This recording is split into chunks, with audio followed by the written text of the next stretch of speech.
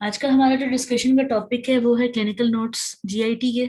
इसका first part इसलिए लिखा है कि हम इसको दो पार्ट्स में डिवाइड करके पढ़ेंगे। आज का हमारा जो फोकस है वो ओरल कैविटी और जो हेड एंड नेक में पोर्शन है जीआईटी का उस पर होगा। और एब्डोमिनल वॉल के कुछ नोट्स देखेंगे, ठीक है, हर्नियाज तक डिस्कस करेंगे। उसके बाद जो इंजरीज हैं और फर्दर जो कैविटी से रिलेटेड प्रॉब्लम्स हैं क्लिनिकल, वो हम नेक्स्ट लेक्चर में डिस्कस करेंगे। तो ये आउटलाइंस है जो हम पढ़ने वाले हैं आज के दिन में, ठीक है। ये सब चीजें जो है बच्चे, ये इतनी मतलब रूटीन की प्रॉब्लम्स हैं कि आप अपनी क्लिनिकल लाइफ में जरूर इनकाउंटर करेंगे, ठीक है। तो इसलिए ध्यान रखिएगा। सबसे पहली जो चीज हम देख रहे हैं बच्चों, ये है एंजियो एडीमा यूव्यूला का, ठीक है। एंजियो वर्ड आपको पता है ना, ब्लड वेसल के लिए, तो इसका मतलब है कि ब्लड वेसल्स का एडीमा, ठीक है। अब इसको समझने के लिए इस तरह आपको पता होना चाहिए कि जो हमारा यूव्यूला है, आपको पता है कि फ्लैशी मैस है जो पैलेट के पीछे हिस्से से थ्रोट में हैंग कर रहा होता है, ठीक है। तो इसके अंदर वोलेंट्री मसल का एक कोर है, यानी कि अगर ये इस तरह का स्ट्रक्चर है ना, तो इसका जो सेंटर है ना, सारी फिलिंग इसकी वो मसल की है, ठीक है। उसका क्या नाम है? उसका नाम है मस्कुलस यूव्यूली।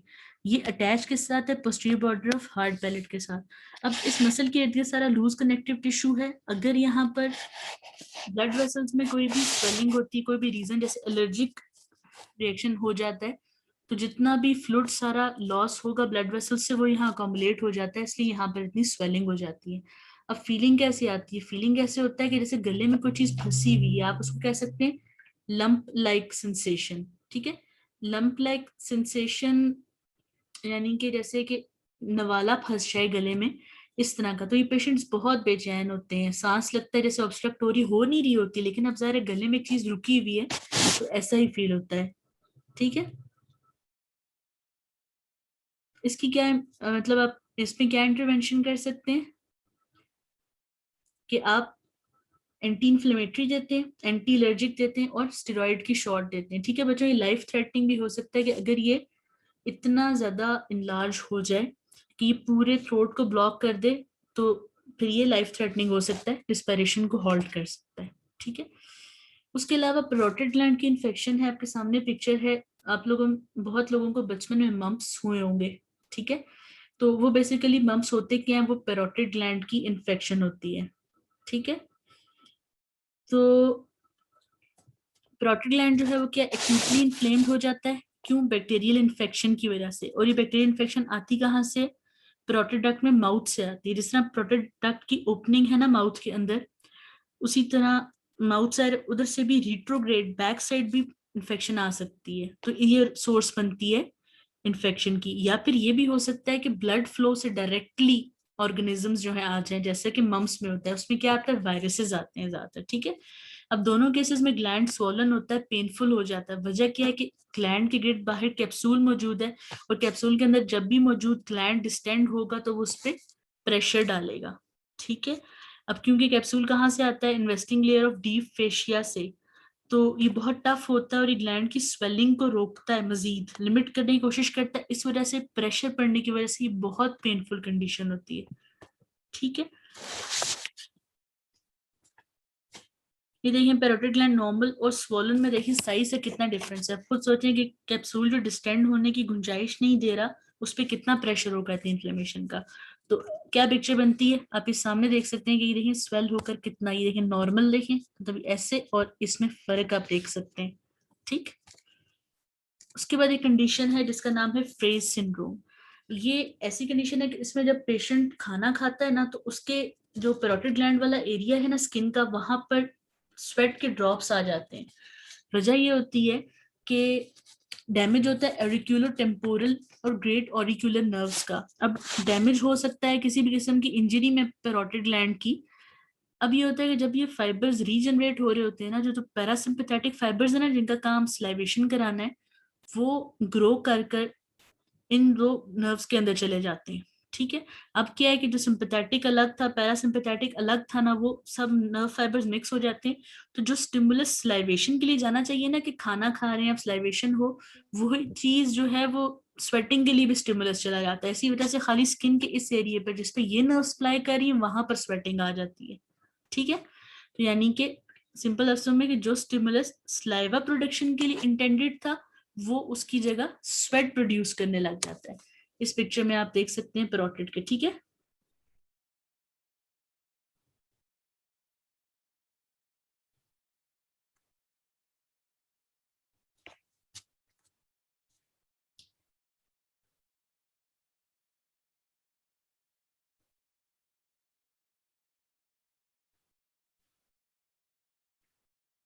सबमैंडिबुलर ग्लैंड की बात करते हैं, देखिए इसके आगे कैलकुलस फॉर्मेशन लिखा है। वैसे तो सब ग्लैंड्स में टेंडेंसी होती है कि कैलकुलस या स्टोन बन जाए, लेकिन इसका इंसिडेंस जो है वो सबमैंडिबुलर स्लाइवरी ग्लैंड में ज्यादा है, ठीक है।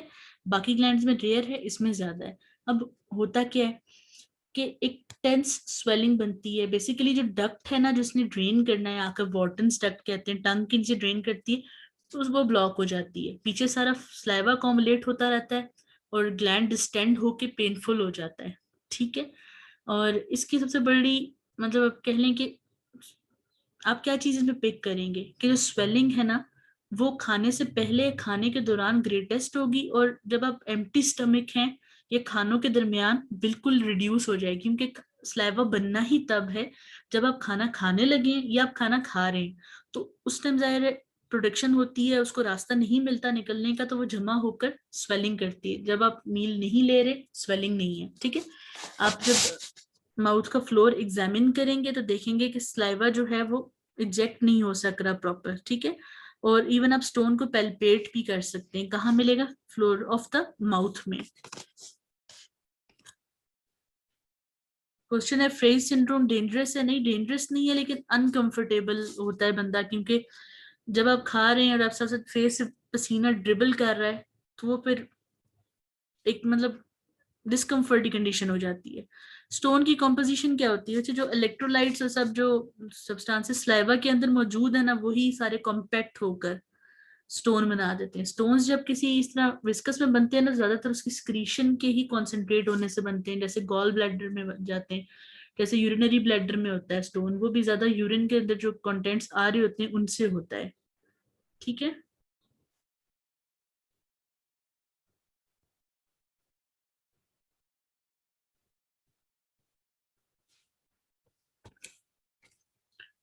अच्छा, अब आप इस पिक्चर में देखिए बच्चों कि आपको छोटा सा एक डॉट नजर आ रहा होगा, आपको यहाँ व्हाइट सा नजर आ रहा होगा, तो ये क्या है? ये वाटर डक्ट की जो ओपनिंग थी ना, उसमें स्टोन स्टक हुआ हुआ है। अब क्या है यहाँ पर, ये स्लाइवरी ग्लैंड सब मैंडिबुलर है, उससे स्लाइवा को आगे फ्लो नहीं करने देगा, और बैक फ्लो की वजह से प्रेशर होगा, तो क्या मिलेगा आपको?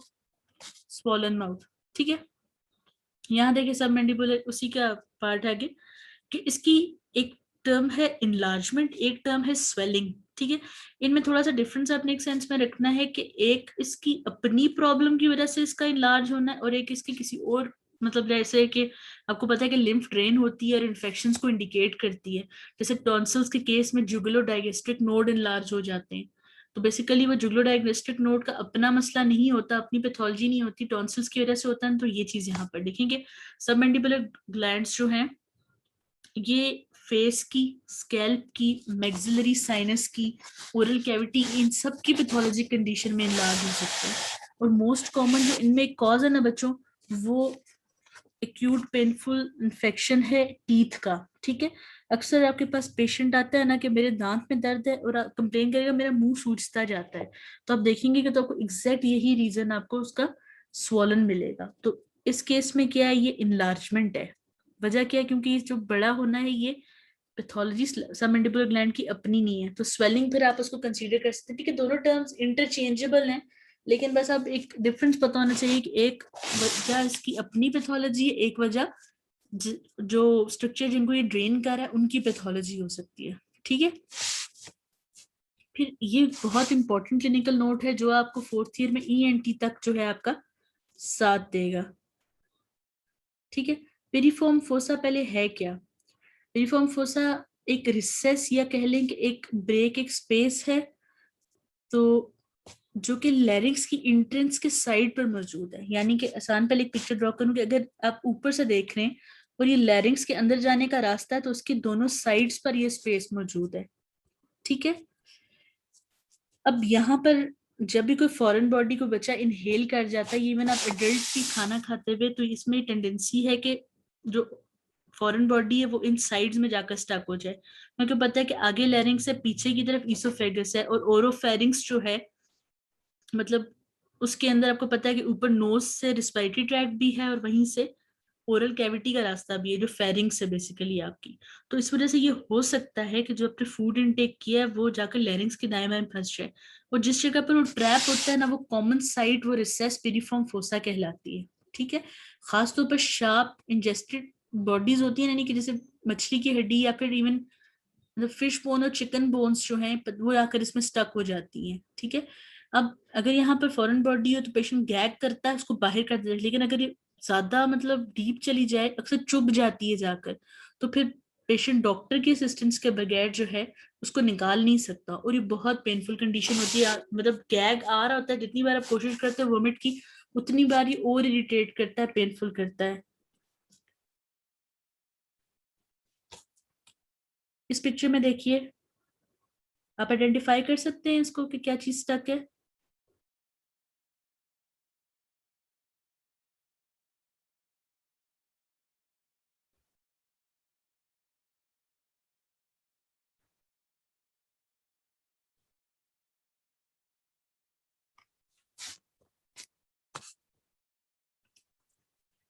फिश बोन है, ठीक बताया। ठीक है, फिश बोन है।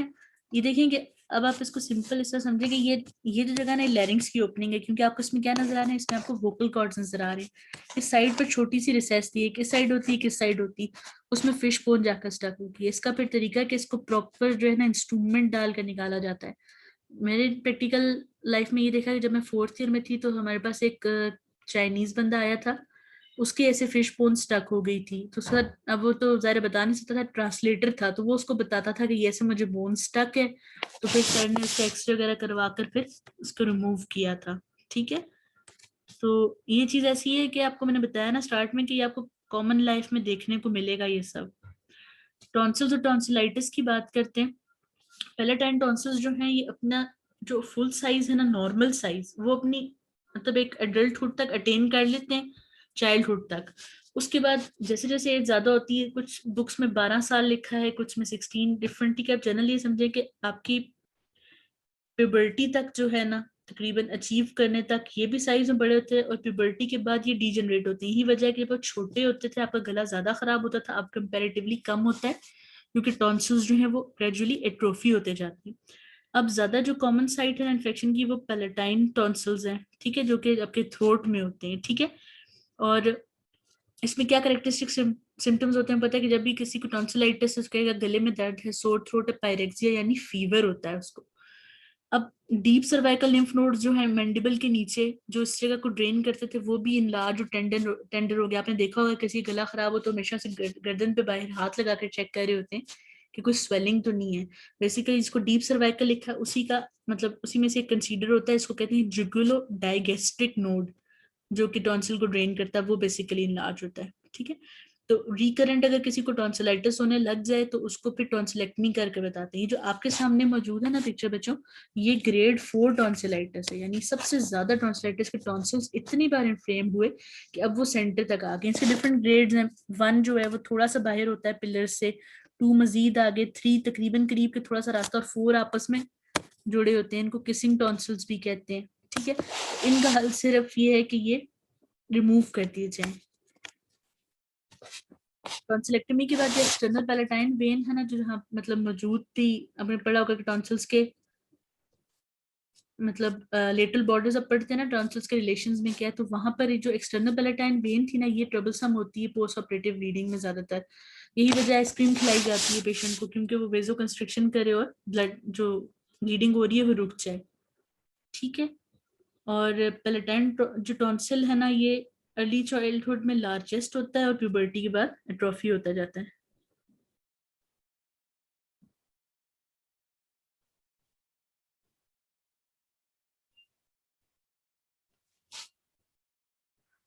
क्विंसी क्या चीज है, जो आज का पासवर्ड भी था।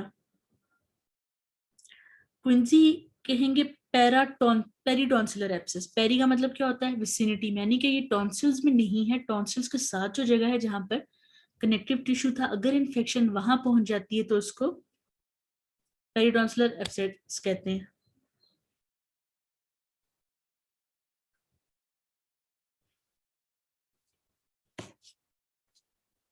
इसमें अच्छा, इसमें एक चीज बुक में लिखी हुई थी कि ये ज्यादातर जो है ना spread of infection palatine tonsil से। तो ये चीज आप याद रखिएगा कि जरूरी नहीं है कि टॉन्सिलाइटिस हो तो ही पेरिटॉन्सिलर एब्सेस हो। ठीक है, ये अलग से भी हो सकती है, क्योंकि जिसमें पढ़ा ना कि रूट ऑफ इन्फेक्शन है, वो और भी कहीं से आ सकता है। तो इसकी पिक्चर मैंने यहाँ इसलिए लगाई है बच्चों, क्योंकि ये ऐसा क्लिनिकल केस है जो आप इनकाउंटर करते हैं। ये आपको एक टिपिकल पिक्चर मिलेगी जिसमें जो स्क्वायर बॉक्स है ना, इसके सिम्टम्स के साथ एक बंदा आएगा जिसको सोर थ्रोट होगा। ठीक है, क्वेश्चन है क्विंसी में रिट्रोमोलर स्पेस इन्वॉल्व होती है? नहीं, रिट्रोमोलर स्पेस आगे है, ये पीछे का एरिया है। ठीक है, जहां पे टॉन्सिल्स है वहां पर ऐसे बंदे को फीवर है, उसको सोर थ्रोट होगा, उसकी मफल्ड वॉइस होगी। मफल्ड वॉइस की आसान एक्सप्लेनेशन ये है कि जैसे आप कोई चीज खाते हैं, चिप्स खाएं सपोज, गरम गरम खाते हैं तो आप फिर बोल नहीं सकते, एकदम मुंह जल रहा होता है। इस तरह की पिक्चर होती है, क्योंकि ऐसे बंदे का मुंह प्रॉपर जो है वो बंद नहीं हो रहा होता, ना वो स्लाइवा इंजेस्ट कर सक रहा होता है। तो वो इस तरह बोलता है कि जैसे मुंह में कोई गरम गरम चीज का बाइट है उसके। ठीक है, फिर ट्रिस्मस है। ट्रिस्मस का आसान नाम है लॉक जा, कि आपका जॉ या आपका जबड़ा ही लॉक हो जाए। वो क्यों? वो पेन की वजह से, कि आप हिला ही नहीं सक रहे होते उसको पूरा, इतना पेनफुल है ये। ठीक है, फिर डिस्फेजिया, डिफिकल्टी इन सॉल्विंग, क्योंकि जाहिर है अगर आपका इतना पेरिटॉन्स, अब देखें क्या इस पिक्चर में, अगर आप देखें ये, अगर ये जो मार्जिन एक बनाया हुआ है ना उन्होंने इस तरह करके, जो ब्लैक ये मार्जिन है, ये बेसिकली ये टॉन्सिलर वॉल थी। नॉर्मली अगर ये होता है ये सीधा होता है और इसके आगे आपको पता है ऐसे लिम्फोइड टिश्यू टॉन्सिल पड़ा होता है, यानी कि टॉन्सिल इसके भी आगे मौजूद होगा। ये पूरा इसको पुश करके ऐसे आगे ले आता है और ये इतना बड़ा हो जाता है ना कि ये यूव्यूला को ऑपोजिट साइड पे पुश कर देता है। तो ये इसकी सबसे बड़ी निशानी है क्विंसी की। ठीक है, क्योंकि आप कंफ्यूज भी तो हो सकते हो कि इतना बड़ा जो है क्या पता वो टॉन्सिल हो, लेकिन अगर उसने यूव्यूला को पुश कर दिया ना बच्चों, तो वो फिर पेरिटॉन्सिलर एब्सेस से क्विंसी होता है। ठीक है, लेकिन डेविएशन ऑफ यूव्यूला इसके टूवर्ड्स मिड लाइन, यानी कि उस सेंटर में से उधर। ठीक है, और उसके अलावा देखिए सर्वाइकल लिम्फ एडिनोपैथी, ज्यादातर टॉन्सिलाइटिस में जरूरी नहीं है कि जुगलो डायगेस्ट्रिक लिम्फ नोड इनलार्ज हो, लेकिन पेरिटॉन्सिलर एब्सेस में होते हैं। ठीक है, इनलार्ज टॉन्सिल्स विद एब्सेस। ठीक है, तो लेकिन इतना इनलार्ज के मतलब टॉन्सिल खुद कम रेड होंगे लेकिन पुश ज्यादा आ रहा होगा। जब आप इसको क्लिनिकली देखना शुरू करते हो ना बच्चों, तो आप इसको ज्यादा अच्छा पहचान लेते हो। ठीक है, तो जब आप क्लिनिकल केसेस देखोगे तो टॉन्सिलाइटिस और पेरिटॉन्सिलर एब्सेस में डिफरेंस पता चलेगा। लेकिन अगर आप ये सिम्टम्स याद रखोगे ना तो आसान है। आवाज का चेंज देखना है, एक गला खराब की चेंज नहीं है, वो मफल्ड है कि बोले नहीं जा रहा होगा। ड्रूलिंग, स्लाइवा बाहर बह रहा होगा, क्योंकि वो फिर उसको ज़्यादा इंजेस्ट करता है, पेनफुल होता है, तो वो प्रेफर करता है कि उसको ना ही इंजेस्ट किया जाए, बाहर गिरे और साफ कर ले। ठीक है, एडिनॉइड्स की बात करते हैं। एडिनॉइड्स ये हैं बच्चों के जो हमारे फेरेंजियल लिम्फ नोड्स है ना, यानी नेजोफेरिंक्स में जो मौजूद हैं, उनको एडिनॉइड्स कहते हैं। ठीक है, अगर ये ज्यादा इनलार्ज हो जाए तो ये एक तो नोज को ब्लॉक करेगा, और उसके अलावा यहाँ पर यूस्टेशियन ट्यूब की ओपनिंग है तो ये कानों को भी ब्लॉक करता है। ठीक है, ऐसे बच्चे जिनमें एडिनॉइड्स इनलार्ज्ड होते हैं, एक तो उनका नेजल ब्लॉकेज होती है ना, उसके अलावा मतलब ये उनका सिम्टम, एक तो खुद नजले वाली फीलिंग होगी ना, नेजल कंजेशन वाली। उसके अलावा ऐसे बच्चे रात में स्नोर भी करते हैं, ऊंचे ऊंचे खराटे लेते हैं और मुंह खोलकर सोते हैं, मुंह से सांस लेते हैं। इससे आपको पता चलता है कि ये इनकी नेजल ब्लॉकेज है। ठीक है, और क्योंकि यहाँ पर अब ऑडिटरी ट्यूब की ओपनिंग भी आ रही थी, इस वजह से कान भी इन्फेक्ट हो सकते हैं। ठीक है, रिट्रोग्रेड इन्फेक्शंस की वजह से ओटाइटिस मीडिया यानी कि मिडिल ईयर के इन्फेक्शंस भी ऐसे बच्चों में कॉमन है। इसकी टिपिकल आप कह लें कि आइडेंटिफिकेशन है, एक वर्ड यूज होता है मेडिकल में, पैथोग्नोमिक। पैथोग्नोमिक, ठीक है, इसका मतलब होता है कोई चीज किसी चीज से पर्टिकुलरली रिलेटेड है। तो इसकी एक पिक्चर है क्लिनिकल, जिसको हम एडिनॉइड फेसिस कहते हैं, यानी जिस भी बच्चे को एडिनॉइड्स का प्रॉब्लम है उसकी एक पर्टिकुलर पिक्चर होगी। जैसे कि उसकी सनकन आइज होंगी। ठीक है, सनकन आइज का क्या मतलब है कि जैसे थका हुआ बच्चा नहीं होता, या फिर जिस तरह कह लें कि डायरिया के बाद एक वीकनेस सी होती है, आंखें अंदर घुसी हुई, जैसा अम्मी कहती है अक्सर देख करके, आंखें अंदर घुस गई तुम्हारी कमजोर होकर, उस तरह की। ठीक है, नैरो पिंच नॉस्ट्रल्स, जैसे किसी ने नोज को पिंच करके दबा दिया हो, इस तरह का। ओपन माउथ सैर है कि उसका नाक ब्लॉक है, उसने सांस कैसे लेना है। ठीक है, तो वो मुंह से लेगा। हाई आर्च्ड पैलेट है, अब थोड़ी सी क्योंकि आप मुसलसल नाक आपकी बंद है, उसको आप यूज नहीं कर रहे, आप मुंह से सांस ले रहे हो, तो थोड़ी सी एनेटमी डिस्टॉर्ट होती है ना, तो इस तरह उसका हाई आर्च पैलेट होता है। पैलेट उसका हाई है तो उस वजह से उसके टीथ भी क्राउड होते हैं। क्राउड का मतलब है आगे से इकट्ठे हो जाते हैं, क्योंकि पैलेट की शेप चेंज होगी तो नॉर्मल अरेंजमेंट नहीं रहता। उसके बाद है डल मास्क लाइक फेस। जैसे मतलब बिल्कुल मास्क में आपने देखा होगा, मनी हाइट्स तो देखा होगा बहुत सारे लोगों ने, जो मास्क पहनते हैं उस पर कोई एक्सप्रेशन नहीं होता ना। तो मास्क लाइक फेस का मतलब है कोई एक्सप्रेशन नहीं है, बिल्कुल डल, यानी कि सीधा देख रहे हैं, ना स्माइल का ना सैडनेस का, ऐसी एक पिक्चर होती है। ठीक है। और प्रोट्रूडिंग टीथ, दांत बाहर की तरफ उठे हुए होते हैं। ड्रूलिंग स्लाइवा, ठीक है। इवर्टेड अपर लिप, होंठ थोड़ा सा ऊपर की तरफ हो जाता है क्योंकि मुंह खुला रहने से ना ऐसी पिक्चर हो जाती है। राइनोरिया, नोज के जो स्क्रीशंस है ना वो कुछ आगे की तरफ बह रही होती है, क्योंकि वो पीछे से ड्रेन नहीं हो सकती जैसे जो नॉर्मल प्रोसेस है। नॉर्मली जो नाक के अंदर फ्लूइड बनता है वो बैक में जाता है, वापस रीअब्सॉर्ब होता है, इस तरह एक नॉर्मल फिजियोलॉजी है, लेकिन वो चीज नहीं है। और लॉस ऑफ नेजोलेबियल फोल्ड, देखिए कि यहाँ पर एक फोल्ड होना चाहिए ना, आपने देखा होगा, वो यहाँ इन बच्चों में लॉस हो जाता है। ठीक है, इस तरह मुसलसल रहने की वजह से। अब आप इस पिक्चर को गौर से देखिए, एक एक फीचर को इसके साथ रिलेट करें जरा।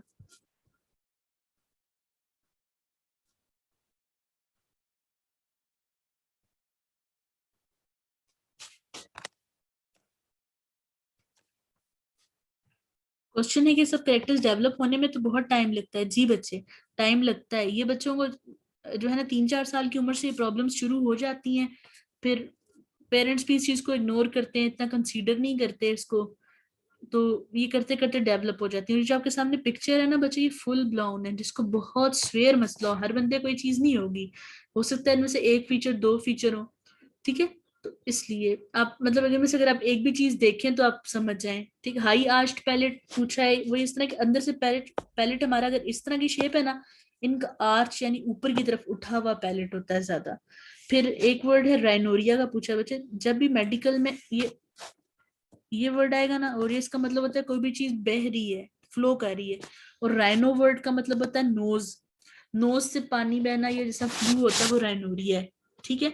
इसी तरह कान से जो पानी आता है उसको ऑटोरिया कहते हैं। ठीक है, इस तरह। फिर क्रिसमस वर्ड आपने पूछा लॉक जा, कि आपका जबड़ा जैसा लॉक हो जाए, आप उसको प्रॉपर ना मुंह पूरा ना खोल सकें या बंद ना कर सकें। ठीक है। ट्रीटमेंट क्या है यार इस कंडीशन का? ट्रीटमेंट इसका ये है कि एडिनोइडेक्टोमी, की एडिनोइड्स को आप रिमूव ही करते हैं। ठीक है। अक्सर ये भी किया जाता है बच्चों के, जब पैलेटाइन टॉन्सिल के लिए ऑपरेशन करते हैं ना, साथ में ही एडिनोइड्स भी रिमूव कर देते हैं, क्योंकि ज्यादा चांस ये है कि जिस बंदे के टॉन्सिल्स इनलार्ज है ना, उसके एडिनोइड्स भी इनलार्ज होते हैं। तो ये एक ही सर्जरी में दोनों को रिमूव कर दिया जाता है, और ज्यादातर छोटे बच्चों में ही रिमूव कर दिया जाता है। ठीक है, क्योंकि ये प्रॉब्लम्स अर्ली चाइल्डहुड में स्टार्ट हो जाते हैं। ठीक है। उसके बाद एक चीज है कि आप क्लिनिकल एग्जामिनेशन का पॉइंट है कि नेजोफेरिंग्स को आप देखते कैसे हैं, ये चेक करने के लिए कि एडिनॉइड लार्ज है कि नहीं। उसके लिए देखें कि मिरर इन्होंने पास किया माउथ के अंदर। इसकी स्पेशली मैंने पिक्चर डाली क्योंकि आगे ये क्लिनिकल में यूज देखेंगे। एक स्पेसिफिक मिरर है जिसके अंदर से आप देख रहे हैं कि आपको ऊपर मौजूद एडिनॉइड नजर आया है। ठीक है। इसको कहते हैं इनडायरेक्ट मिरर एग्जाम। इनडायरेक्ट क्यों? कि आप डायरेक्टली तो चीज नहीं देख सकते, आप वो शीशे में देखते हैं, जैसे कार का बैक मिरर होता है ना, आपने देखा होगा, उसमें से आपको बैक साइड के लिए वैसे। अब ये मिरर बिल्कुल सीधा नहीं होता जैसे बना हुआ है, थोड़ा सा ये ट्विस्टेड इसकी शेप होती है। ठीक है। इस तरह का आपको उल्टा नजर आएगा। ठीक है, mirror view of adenoid bed. इसमें यानी कि एडिनॉइड आपको नीचे नजर आता है, पैलेट आपको ऊपर नजर आता है, और दरमियान में नेजल सेप्टम्स नजर आ रहे हैं। आप फिलहाल सिर्फ इसमें फोकस रखें कि आपको इसमें मिरर में एडिनॉइड नजर आता है, इससे ज्यादा डिटेल ईएनटी के लिए। ठीक है। सर्जिकल इंसिजन्स की बात करते हैं। यहाँ तक हमारा जो हेड एंड नेक पोर्शन है ना जीआईटी का, वो कवर हो गया है। अब आप मुझे बताएं कि आपको यहाँ तक क्लियर है, फिर हम आगे वॉल पे चलें।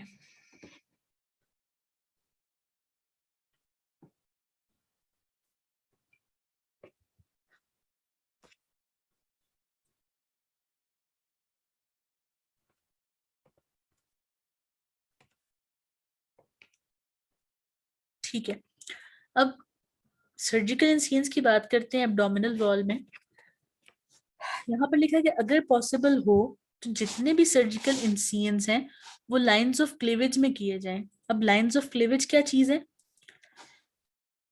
अच्छा, क्विंजी रिपीट करने कह रहे हैं कुछ लोग, तो चले वो मैं लेक्चर के एंड पे कर देती हूँ। ठीक है, तो वो आप फिर मुझे बताइएगा मैं आपको बताऊंगी। सर्जिकल इंसिजन्स के बारे में ये ना बच्चों के, हमारी बॉडी में एक, आपने अक्सर गौर किया होगा कि नेक पे भी लाइंस बनी होती हैं, क्रीजेस जिस तरह होती हैं, और उसके अलावा एब्डोमेन के अंदर की तरफ होती है, यानी स्किन के नीचे, वो क्या होता है कि डर्मिस का एक पैटर्न होता है जहां पर कोलेजन की डिपोजिशन है ना स्किन के अंदर, उनको कहते हैं क्लीवेज लाइंस, यानी कि वो पैरेलल रन कर रहे होते हैं सारे स्ट्रक्चर ऐसे। तो कहते हैं कि अगर पॉसिबल हो तो इंसियन इनके अलोंग देना चाहिए। उसका फायदा क्या होता है कि वोंड हील अप होता है, यानी कि अगर आप कट इनके दरमियान लगाओ ना तो इसको अप्रोक्सीमेट करना या जोड़ना आसान है, एज कम्पेयर टू अगर आप ऐसा इंसियन दो। तो ये जो आपके सामने इंसियंस मौजूद है ना, ये वो हैं जो क्लीवेज लॉन्ग के अलोंग है और डिफरेंट अप्रोचेस के लिए हैं। जैसे पहले इंसियन का नाम देखिए, वन पे लिखा है सब कोस्टल, यानी रिब्स के नीचे। यहाँ से आपको क्या मिल जाएगा, यहाँ आप लिवर के लिए अप्रोच कर सकते हैं, और गॉल ब्लैडर के लिए जो कोलिसिस्टेक्टोमी होती है ना, गॉल ब्लैडर रिमूवल, वो यहाँ से किया जाता है। टू पैरामीडियन है, ये फिर हर्नियाज के लिए, ठीक है, स्टमक के लिए अप्रोच कर सकते हैं। थ्री वाले का नाम मिड लाइन है। मिड लाइन ये लेप्रोटमी कहते हैं इसको, जब आप अपने पूरा एब्डोमेन खोलना होता है तो लेप्रोटमी की जाती है। यानी कि जैसे आपको पता नहीं है कि रीजन क्या है एब्डोमिनल इंजरी की, एग्जैक्ट साइट नहीं पता, क्योंकि जब एक दफा पेरिटोनाइटिस हो जाए ना फिर वो जनरलाइज्ड ही होता है, आप पहचान नहीं सकते। इवन अपेंडिक्स भी जब पेट में फट जाती है तो भी वो जनरलाइज्ड पेरिटोनाइटिस होता है। फिर आपको फिर मिड लाइन से अप्रोच करके पूरा एब्डोमेन खोलकर इंटेस्टाइन एक्सप्लोर करके देखना पड़ता है कि कहाँ थी प्रॉब्लम, ठीक है। तो आपको मजे की बात ये होती है कि वहां आपको ग्रेटर मोमेंटम पहुंचा हुआ मिल जाता है और आपको पता चल जाता है। वो ये बात दोबारा डिस्कस करेंगे आगे कैविटी में इंशाल्लाह, ठीक है। फोर पे देखिए मैकबर्नी। मैकबर्नी आपको पता है कि अपेंडिक्स की साइट है, मैकबर्नीस पॉइंट, वहां पर अपेंडिक्स मिल जाएगी, ये वाला इंसियन देते हैं। उसके बाद फिफ्थ पर देखें फेनल स्टिल। ये जो फेनल स्टील वर्ड है ना बच्चे, ये जो सी सेक्शन करते हैं ना बेबी की बर्थ के लिए, ये फाइव वाले पॉइंट पर दिया जाता है। और सिक्स वाला ट्रांसवर्स इंसियन है, ये फिर डिपेंड करता है कि कहाँ जो है ना, जो भी मतलब अंडरलाइन। अब आप यहाँ देखिए कि सामने जो आपको डॉटेड लाइन नजर आ रही है ना, ये सारी क्या है, क्लीवेज लाइन।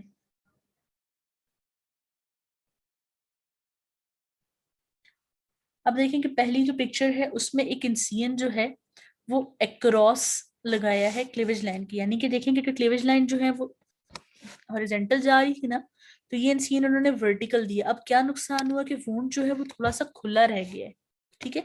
इसकी निस्बत एक इंसियन इन्होंने दिया कि जहां पर जो इंसियन है वो क्लीवेज लाइन के पैरेलल था। तो देखिए कितना अच्छा अप्रोक्सीमेट हुआ, यानी कि अगर आप इसको स्टिच किया है तो आप इसको जोड़ सकें प्रॉपरली। तो ये चीज यहाँ बताई जा रही है कि जब इंसियन देना है तो प्रेफर करें कि क्लीवेज लाइंस के अलोंग दे, उसके अलावा हीलिंग मुश्किल। फोर आप लोगों ने पूछा है कि कौन सा इंसियन है, मैकबर्नी बची अपेंडिसाइटिस, अपेंडिक्स निकालने के लिए यहाँ इंसियन देते हैं, क्योंकि देखेंगे ये यहाँ पर सीकम और अपेंडिक्स होती है इस एरिया में, यहाँ से अप्रोच करनी आसान है। अच्छा, उसके बाद abdominal muscles, abdominal thoracic rhythm और विसरोप्टोसिस क्या चीज होती है। ये चीज तो आपको पता है ना कि एब्डोमिनल वॉल मूव करती है। आज बहुत क्वेश्चंस पूछ रहे हैं, लगता है लोग बहुत मैकबर्नी क्यों कहते हैं, इस बंदे जिसने स्टडी किया था उसने अपना नाम रखा है।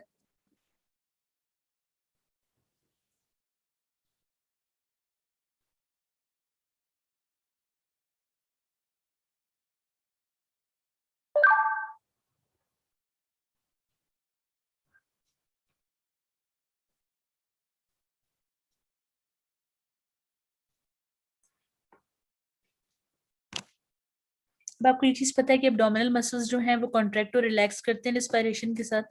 तो जो एब्डोमिनल वॉल जो है वो एब्डोमिनल विस्रा के वॉल्यूम को भी मतलब उससे रिलेट करती है, यानी कि देखें कि जब आप रिस्पायर करेंगे एब्डोमिनल वॉल बाहर की तरफ मूव करती है तो इजीली विस्रा जो है बाहर एक्सपेंड हो सकते हैं। तो अगर उनका वॉल्यूम भी ज्यादा है, जैसे गट की बात करें वो डिस्टेंडेड है, तो वो आगे की तरफ प्रोट्रूड करेगी, ठीक है, और फिर बाद में पीछे। आज फ्रेश है जी, टॉपिक इंटरेस्टिंग है, शुक्र है। अच्छा, क्लीवेज लाइन सारी बॉडीज में, सारी बॉडी में जी बच्चे, पूरी बॉडी में मौजूद है क्लीवेज लाइंस, ठीक है। तो एब्डोमेन क्योंकि ज्यादा सर्जरीज होती हैं इसलिए उसके, और उसमें थोड़ी सी वाइड है, प्रॉपर है, तो आप इसलिए फिर उसको ज्यादा प्रेफर करते हो इस पे समझाने के लिए क्लीवेज लाइंस को। नॉर्मली ये होता है ना बच्चों के इंस्पायरेशन में स्टर्नम आपको पता है कि आगे जाती है, चेस्ट एक्सपेंड करता है और इंटीरियर एब्डोमिनल वॉल भी एक्सपेंड करती है। अगर ये इंटीरियर एब्डोमिनल वॉल स्टेशनरी रहती है या फिर कॉन्ट्रैक्ट अंदर की तरफ करती है बजाय बाहर की तरफ करने के। जबकि चेस्ट एक्सपेंड करेगा तो आपके पास प्रोबेबिलिटी है कि पेराइटल पेरिटोनियम इन्फ्लेम्ड है, ठीक है, जिसने एब्डोमिनल मसल्स की रिफ्लेक्स कंट्रैक्शन कराई है। आसान लफ्जों में ये कहें तो आप सबको पता है कि जब जब चेस्ट एक्सपेंड करती है साथ साथ एब्डोमेन भी एक्सपेंड करता है रिस्पायरेशन में, क्योंकि डायफ्राम नीचे मूव करता है तो विस्रस को थोड़ी जगह चाहिए होती है, कंप्रेशन उस पर आता है और वो आगे की तरफ बेली मूव करके अकोमोडेशन देती है।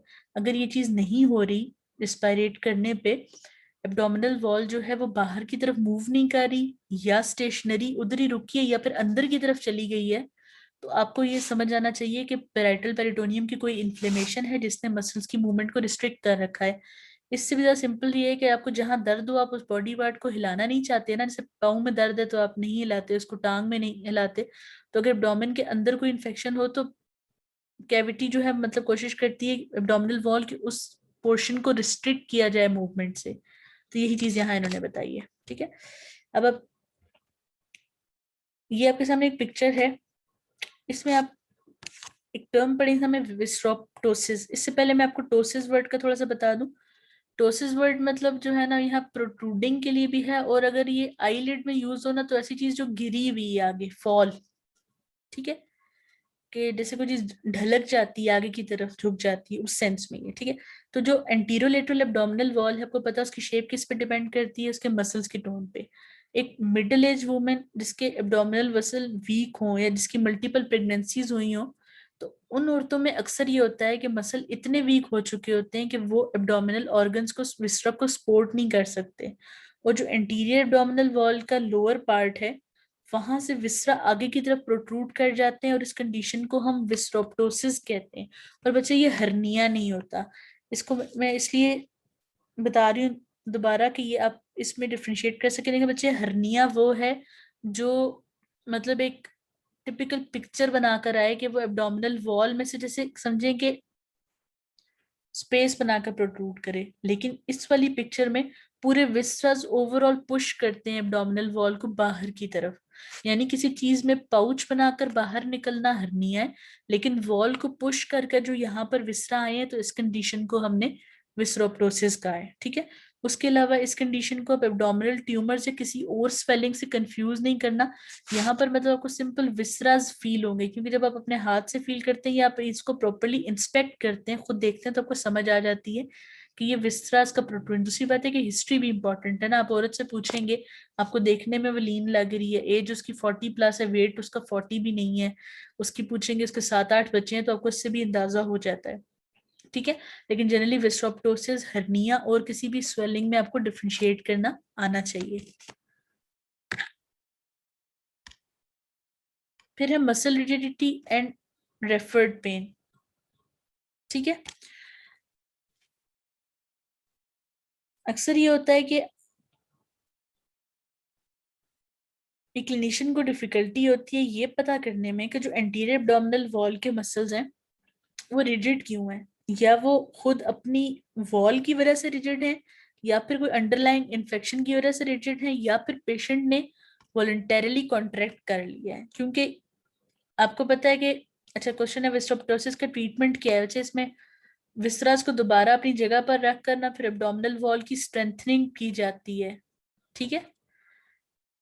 जैसे आप समझेंगे स्कॉच टेप लगा देते हैं ना बहुत सारी, इस तरह अंदर जो है वो इम्प्लांट्स रख के ना उनको सपोर्ट करके फिर वॉल को क्लोज किया जाता है।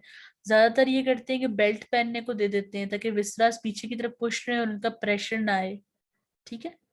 अच्छा बात कर रहे थे एब्डोमिनल वॉल की रिजिडिटी जो है ना उसकी रीजंस डिटरमाइन करना कभी कभार मुश्किल हो जाता है, क्योंकि बहुत सारे चांसेस हैं। ये भी हो सकता है कि वॉल के अंदर कोई मसला है, जैसे कि मसल टेंस हो गए।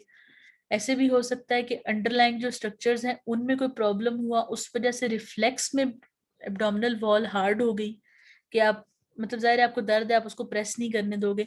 अक्सर पेशेंट जो है इसको खुद से भी हार्ड कर सकते हैं। अक्सर चीज जो है ना साइकेट्रिक पेशेंट्स में देखा जाता है कि वो कंप्लेन करते हैं कि एब्डोमिनल मतलब पेन है और इतना उन्होंने रिजिड कर लिया होता है पेट को वॉलंटरीली कि आपको लगता है कोई पैथोलॉजी, आप अल्ट्रासाउंड कराते हैं आपको टोटली नॉर्मल मिलता है, ठीक है। तो अब इसका तरीका क्या है इस चीज का कि अगर वो पैथोलॉजी नहीं है तो आप कैसे रूल आउट करो कि पेशेंट ने खुद से इसको नहीं होल्ड किया हुआ। आप पेशेंट को कहते हो कि जो स्पाइन लेटा हुआ एग्जामिनेशन के लिए अपने बाजू जो हैं वो साइडों पे रखो, जैसे इस पिक्चर में। खैर इसमें इतना शो नहीं हो रहा है, लेकिन जो आपके आर्म्स है ना वो आपके साइड पे होने चाहिए, ठीक है। इस तरह दोनों आर्म्स, पेशेंट के नीज फ्लेक्स होने चाहिए, जैसे आपको सामने पिक्चर में नजर आ रहा है ना, ठीक है। तो फिर पेशेंट से आप बातें करते जाते हो या फिर उसको कहते हो कि टीथ क्लेंच करो, ठीक है, ताकि उसका ध्यान उधर हो और वो जो ऑटोमेटिक मतलब जो खुद वो कर रहा था ना अपनी विल से, उस तरह वो मसल को कॉन्ट्रैक्ट ना करे और आप एब्डोमेन को एग्जामिन कर सको, ठीक है। तो ये जो आपके सामने दिखाई गई है ये एब्डोमिनल वॉल की एग्जामिनेशन की पिक्चर है, ठीक है। और ये बताया कि एक्सपोजर एक चीज इंपॉर्टेंट होती है कि आप कितना एक्सपोज करते हो। निप्पल लाइन से लेकर मिड थाई तक आइडियल एक्सपोजर है, क्योंकि जेनेटेलिया भी एब्डोमिनल एग्जाम का पार्ट कंसीडर होते हैं, लेकिन हमारे यहाँ एथिकल इश्यूज की वजह से ये चीज नहीं की जाती। हम जितने एक्सपोज करवाते हैं हम सिर्फ यहाँ से सब कोस्टल रीजन से लेकर यहाँ तक एक्सपोज करवाते हैं और एग्जामिन करते हैं। अगर इससे ज्यादा मजीद जरूरत हो तो फिर जिस तरह फीमेल है तो उसके लिए फीमेल डॉक्टर, मेल के लिए मेल फिर एग्जामिन करते हैं आगे, ठीक है। अब थाइस को फ्लेक्स कराने की रीजन क्या थी, इसलिए कि पेशेंट के लिए प्रैक्टिकली इम्पॉसिबल होता है कि वो अपने एब्डोमिनल मसल्स को वॉलंटरली टेंस करे जब उसकी नीज फ्लेक्स है। ये आज करके देखना आप लोग, ठीक है। लेकिन अगर पेशेंट को कोई अंडरलाइंग प्रॉब्लम है ना तो वो फिर आप देखोगे कि वो फ्लेक्स रहता है एब्डोमेन। तो ये चीज आप डिफरेंशिएट करने के लिए यूज करोगे कि पेशेंट ने खुद से किया या पैथोलॉजी की वजह से हुआ है। पहली चीज ये रूल आउट करने की। तो अगर वो पैथोलॉजी से तो फिर पैथोलॉजी की तरफ जाते हैं कि कहाँ टेंडरनेस है, क्या सिम्टम्स थे, क्या हिस्ट्री थी। लेकिन अगर वो पेशेंट का लूज हो जाता है और नॉर्मल एग्जाम है तो फिर आप बता सकते हो कि कोई पैथोलॉजी नहीं है। केबल और पोर्टल वेन ऑब्स्ट्रक्शन की बात करते हैं। अगर आपको पता है कि वेन्स ब्लॉक हो जाए तो बैकफ्लो होगा ब्लड का, और जिन वेसल्स में बैकफ्लो होगा वो क्या होंगी, डिस्टेंडेड। तो अगर वेना कैवा की बात करें, सुपीरियर इंफीरियर कोई भी ऑब्स्ट्रक्ट होती है तो ब्लड जो है वो क्या होगा, बैकफ्लो होगा सारा। और एंटीरियर चेस्ट वॉल से लेकर थाई तक सारी वेसल्स डिस्टेंड होती हैं। ज्यादा इसमें कौन सी आपको प्रॉपर डिस्टेंड मिलेगी, लेटरल थोरेसिक वेन, जिसकी एनास्टोमोसिस सुपरफिशियल एपिगेस्ट्रिक वेन के साथ होती है, ठीक है। आपको क्या मिलेगा, टॉर्शुअस रूट, एक ऐसी वेसल जो डिस्टेंडेड और इस तरह करके थाई से लेकर चेस्ट तक एक्सटेंड कर रही है। इससे ज्यादा इंपॉर्टेंट है वेना कैवा की ऑब्स्ट्रक्शन। अगर वेना कैवा ऑब्स्ट्रक्ट हो जाए तो जितनी भी वेसल्स अम्बलाइकस के इर्द गिर्द हैं वो डिस्टेंड हो जाती हैं और एक टिपिकल पिक्चर बनती है जिसका नाम होता है कैपेट मेड्यूसा, ठीक है। क्योंकि ये पूछा जाता है इसलिए ये वाला क्लिनिकल नोट ज्यादा इंपॉर्टेंट है। अब आप देखिए ये सारा जो अम्बलाइकल और पैराम्बलाइकल रीजन है ये डिस्टेंडेड है और वेन्स इनको ऐसे सारी आपको डिस्टेंडेड नजर आ रही है। इस वाली पिक्चर को कैपेट मेड्यूसा कहते हैं, कुछ इसको स्पाइडर वेन्स भी कहते हैं कि स्पाइडर जैसी शेप है, ऐसे सेंटर में स्पाइडर होता है, आपको पता है ना कि उसकी ढेर सारी लेग्स होती हैं 8, तो इस तरह करके क्योंकि सेंटर में ब्लाइकस और बहुत सारी डिस्टेंडेड वेन्स हैं तो उसको स्पाइडर वेब भी कहते हैं, लेकिन कैपेट मेड्यूसा नाम है इसका, ठीक है। सॉस फिश या ट्यूबरक्लोसिस की बात करते हैं। सॉस मसल के बारे में पढ़ा था, अगर आपको याद हो तो पोस्टीरियर एब्डोमिनल वॉल का मसल है, लंबर वर्टिब्री से लेकर ट्रोकेंटर और फीमर तक एक्सटेंड करता है। इसके आगे इसका अपना फेशिया मौजूद होता है। लेकिन इस मसल का एक इंपॉर्टेंस है कि इसको एक तो इन्फेक्शन इन्फ्लुएंस करती है, उसके अलावा टीबी ट्यूबरक्लोसिस इसको इम्पेक्ट कर सकता है, जो कि या तो मतलब कह लें यानी कि ट्यूबरक्लोसिस के लिए आप आसान, पहले आपको पता होना चाहिए कि टीबी खाली लंग्स की नहीं होती, एब्डोमेन की भी होती है और स्पाइन की होती है। तो स्पाइन की टीबी के सेंस में बात हो रही है कि जो वर्टिकल कॉलम को इम्पैक्ट करी थी ना उसी ने मसल को इम्पैक्ट किया है, ठीक है। अब इस कंडीशन में क्या होगा, ये जो सॉस फेशिया है ना, सॉस मसल का फेशिया था उसके नीचे सारी पस जमा हो जाती है, फिर चाहे वो टीबी की वजह से कोई और इन्फेक्शन, वहां से ये ट्रिकल डाउन यानी कि समझे बहते बहते थाई तक आ जाती है और आपको स्वेलिंग थाई में इस तरह की मिलती है कि आप कंफ्यूज कर सकते हैं कि ये हर्निया ना हो। तो इसलिए इंपॉर्टेंट है। और एक चीज और इम्पोर्टेंट है बच्चे, अक्सर ये होता है ऐसे पेशेंट आते हैं जिनको बुखार होता है लेकिन कोई रीजन नहीं मिल सकती, उसमें कहते हैं पायरेक्सिया ऑफ अननोन ओरिजिन, ठीक है, PUO लिखते हैं, पायरेक्सिया ऑफ अननोन ओरिजिन। आप सारे टेस्ट करा चुके होते हैं, कुछ नहीं मिलता लेकिन फीवर नहीं जाता, तो ऐसे लोगों में फिर सॉस एब्सेस को जरूर रूल आउट करना चाहिए, ठीक है। ये देखें जो सामने दिखाया हुआ नॉर्मल सॉस मसल, इसका फेशिया भी इतना ही होना चाहिए था, लेकिन देखें कि ये सारे फ्लूइड अकोमोडेशन पस की वजह से, एब्सेस की वजह से यहाँ पर इस तरह का डिस्टेंड हो गया है। और देखिए एक चीज इंपॉर्टेंट देखें, ये देखिए ये आपके सामने इंग्वाइनल लिगामेंट था ना, ये इसके नीचे जा रहा है, नहीं आपको पता है कि इंग्वाइनल लिगामेंट से नीचे तो थाई है। अगर थाई में स्वेलिंग कितना शो होगा, और आपको पता है कि यहाँ पर क्या स्ट्रक्चर था, यहाँ पर फेमरल ट्रायंगल था, तो बिल्कुल ये लगेगा कि फेमरल हर्निया है, तो फिर आपने उसको डिफ्रेंशिएट करना होता है। ठीक है। क्वेश्चन है फीवर क्यों होता है? एब्सेस इन्फेक्शन है, जब भी इन्फेक्शन ज्यादा होगी फीवर तो होगा। अम्बिलिकल कॉर्ड या अम्बिलिकस के बारे में पढ़ेंगे कि बर्थ के टाइम पे तो पता है कि आपने देखा होगा बेबीज को ऐसे कॉर्ड टाई की होती है, न्यूबॉर्न बेबी डेफिनेटली सबने देखे होंगे। तकरीबन हम 2 इंचेस अवे लगाते हैं, इसको कहते हैं क्लैम्प। ठीक है। क्लैम्प 2 इंचेस अवे इसलिए लगाया जाता है कि अक्सर ये जो पोर्शन है ना, इसके अंदर इंटेस्टाइन का कुछ पोर्शन मौजूद होता है। ठीक है। तो लाइगेचर लगाया जाता है। इसके बाद क्या फायदा होता है कि ब्लड सप्लाई ज़रा इसकी क्लॉट होगी तो खुद ही ये थ्रोम्बोज करके खत्म होता है, ये फॉल ऑफ खुद ही गिर जाता है ये। ठीक है। और बाद में जो जगह होती है फिर आपको वो प्रॉपर आपकी एम्ब्लाइकस या बेली बटन बनकर रहती है, इसको एम्ब्लाइकस, नेवल, बेली बटन, ये सारे वर्ड्स इसी के लिए यूज होता है। ठीक है।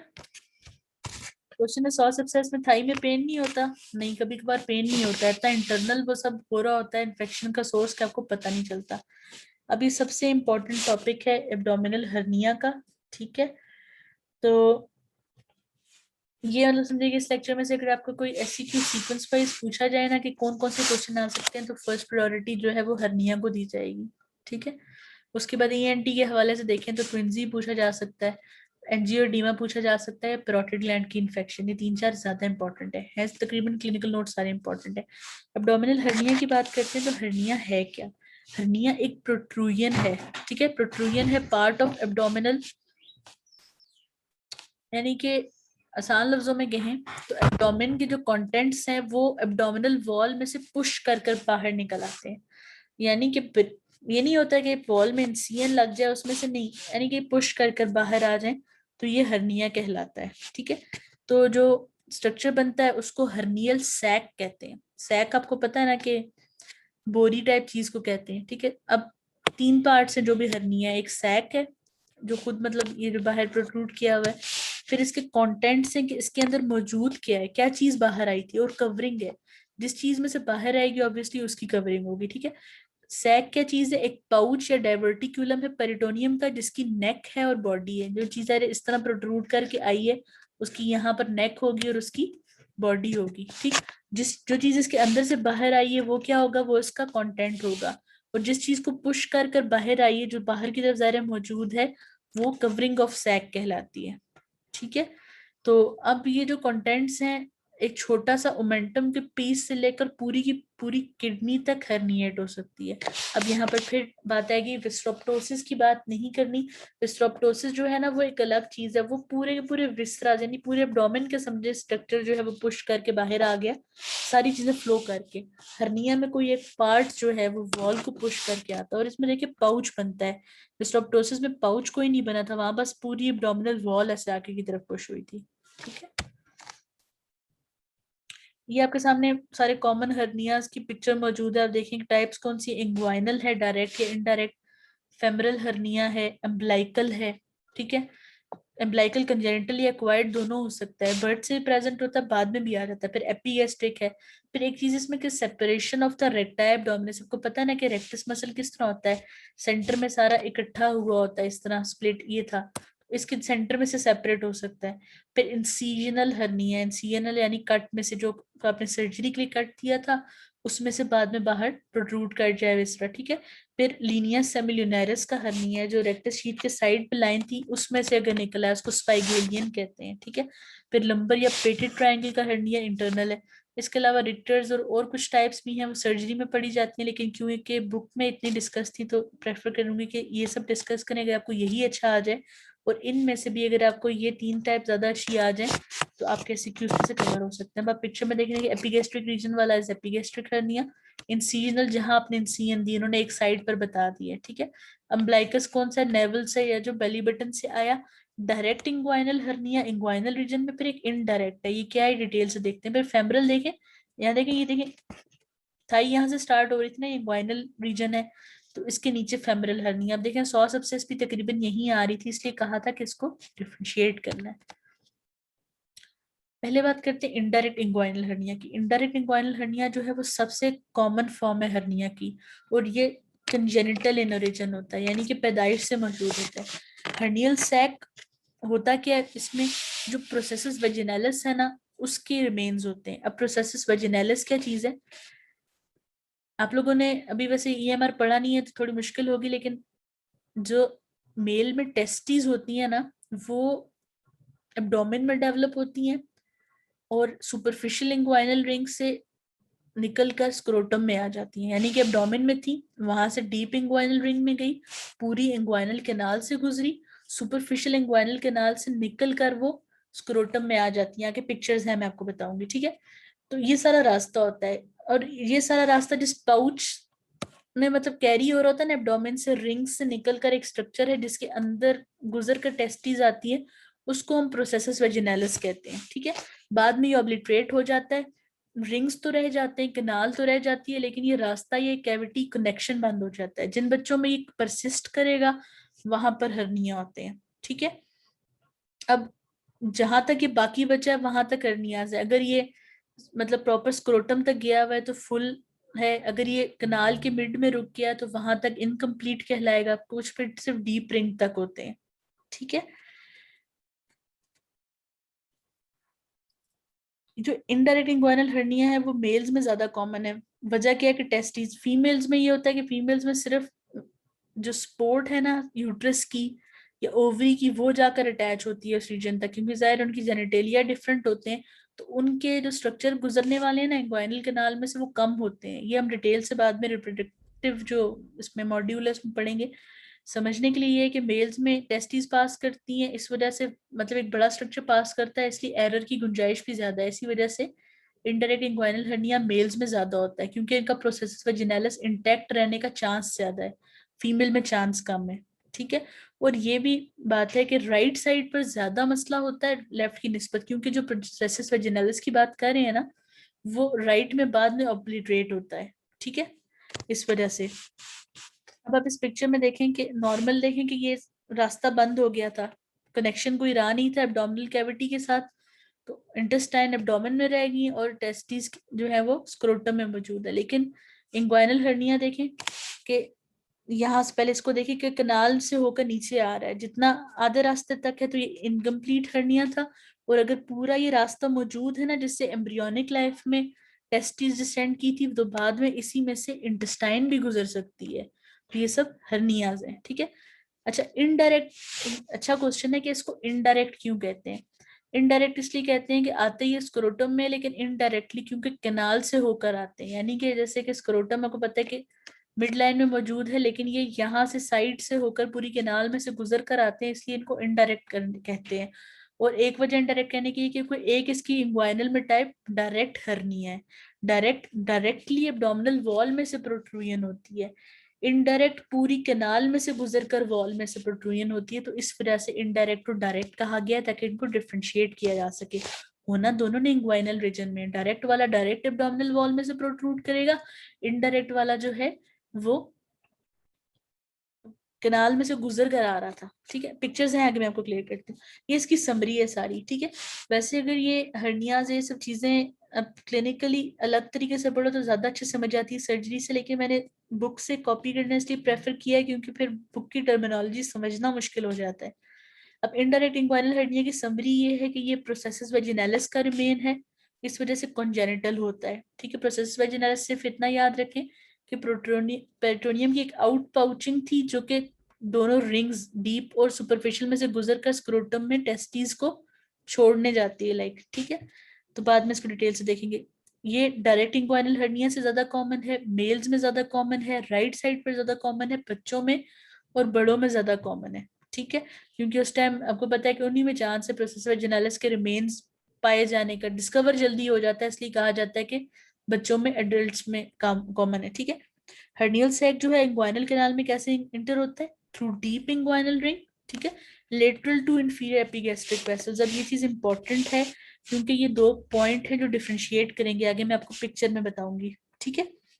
और इस जो सैक बनती है ना हर्निया की, नैरो होती है, क्योंकि आपको पता है कि डीप रिंग में से गुजरना है। अब डीप रिंग में से ज़ाहिर पतला सा स्ट्रक्चर होकर गुजरेगा ना, तो उसकी नेक जो है वो नैरो होगी, ठीक है। फिर हर्नियल सैक जो है वो सुपरफिशियल इंग्वाइनल रिंग से पहले भी ऑब्लिटरेट हो सकती है, उसके बाद तक भी जा सकती है। लेकिन एक चीज करनी है कि जब ये सुपरफिशियल इंग्वाइनल रिंग से बाहर निकलेगा, एक्सटेंड होगा, तो जो प्यूबिक ट्यूबरकल था ना आपका मिड लाइन में, को पता है ना कि प्यूबिक सिम्फिसिस और उसके साथ जगह जो होती है ना बोन के ऊपर, वो प्यूबिक ट्यूबरकल कहलाती है। तो जिस टाइम ये सुपरफिशियल इंग्वाइनल रिंग से बाहर निकलेगा तो ये प्यूबिक ट्यूबरकल के ऊपर और मीडियल साइड पर होगा, ठीक है, इस तरह। लेकिन अगर फेमरल हर्निया है ना तो वो उसके निस्बत बिलो एंड लेटरल मिलता है, उस तरह आप पहचान सकते हैं। फिर फेमरल पढ़ेंगे तो आपको ये वाला पॉइंट समझ आ जाएगा, ठीक है, ये वाला पॉइंट मैं फेमरल के साथ दोबारा बताती हूँ। और हर्नियल सैक जो है ये मेल्स में स्क्रोटम तक और फीमेल में लेबियम मेजस तक एक्सटेंड कर सकता है। इस पिक्चर में देखें, इनडायरेक्ट इंग्वाइनल हर्निया के टाइप्स बताइए। अगर ये पूरा गट को नीचे तक आ जाए टेस्टिस तक तो ये कंप्लीट है। अगर आधे रास्ते तक आ जाए, ये जो दो रिंग्स बनाए ना बच्चों, ये सुपरफिशियल और डीप रिंग है। आपको पता है कि डीप वाला ऊपर है, सुपरफिशियल वाला नीचे है, ठीक है। तो अगर आधा आया है, इसको इनकम्प्लीट या फ्यूनिकुलर कहते हैं, ठीक है। इनकम्प्लीट या फ्यूनिकुलर क्योंकि ये पूरा नहीं पहुंचा था, रिंग्स से तो गुजर गया था लेकिन टेस्टिस तक नहीं पहुंचा था, ठीक है। बिबोनोसील की बात करते हैं तो देखेंगे ये कनाल के अंदर ही रुक गया क्योंकि ये डीप से निकला है लेकिन सुपरफिशियल से आगे नहीं जा सका था। So we have a question guys, rings क्या होते हैं बच्चे? मैंने एब्डोमिनल वॉल में आपको बताया था ना सुपरफिशियल डीप इंग्वाइनल रिंग्स क्या चीज होती है। ये जो एब्डोमिनल वॉल के मसल्स होते हैं ना, एक्सटर्नल ऑब्लिक इंटरनल और ट्रांसवर्सस, उनके दरमियान में जगह होती है। समझे कि अंदर कैविटी से बाहर निकल कर वॉल पे आकर वॉल के ऊपर से ट्रेवल करके स्क्रोटम में जाने का रास्ता है, ठीक है।